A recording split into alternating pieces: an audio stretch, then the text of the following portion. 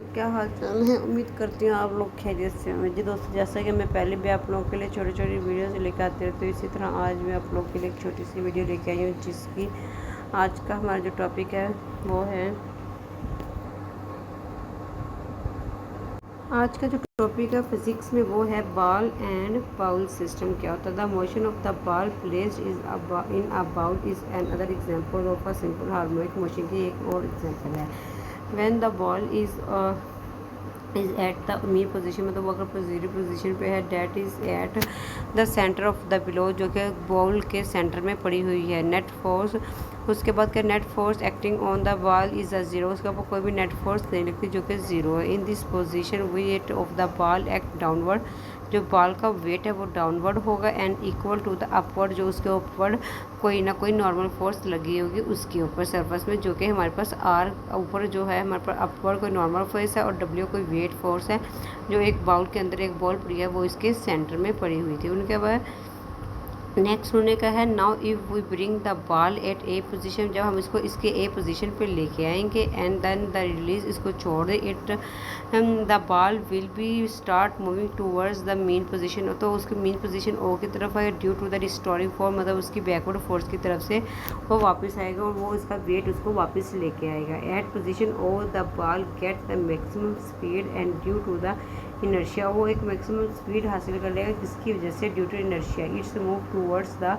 External position B की तरफ जाएगा। While going towards the position B, जब वो बी पोजीशन की तरफ जाएगा, the speed of the ball decrease, तो बॉल की स्पीड डिक्रीज कर जाएगी due to the restoring force की वजह से टूवर्ड्स द मेन पोजीशन, जब वो मेन पोजीशन की तरफ आया होगा उसकी स्पीड कम हो जाएगी। At the position B the ball stop, B position पे बॉल एक दफ़ा स्टॉप होगी, for while the then again move, तो वो दोबारा उसको मूव करेगा towards the mean position O की तरफ under the action of a restoring force. वो अपनी रिस्टोरिंग फोर्स की एक्शन की वजह से मूव कर रहा होगा। उसके बाद उन्होंने कहा है this to and of for motion the ball continues about the mean position, वो अपनी मेन पोजीशन की तरफ उस वक्त तक मूव करता रहेगा। Its energy is loss due to the friction, जब तक उसकी एनर्जी फ्रिक्शन की वजह से ख़त्म ना हो जाए। Thus the end for motion of the ball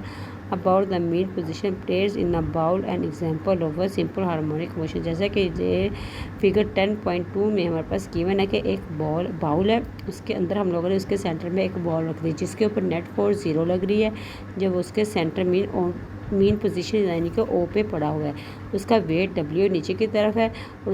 इसके ऑपोजिट एक टेंशन फोर्स आर पैदा हो रही है, जो कि ऊपर की जानब नॉर्मल है उसके ऊपर। जब हम फोर्स लगाएंगे बॉल के ओरिजिन पे, तो वहाँ पे उसको हम पोजीशन ए की तरफ लेके आएंगे, और ए पे आने के बाद उसके मीन की तरफ आएंगे ड्यू टू रिस्टोरिंग फोर्स की वजह से वो बॉल अपने then the ball is reach at position B, its mean कि ये अपनी पोजीशन बी पे पहुंचकर वापस वहाँ पे वन टाइम स्टॉप करेगा। स्टॉप करने के बाद इट कम बैक ही its own mean position O, then it start move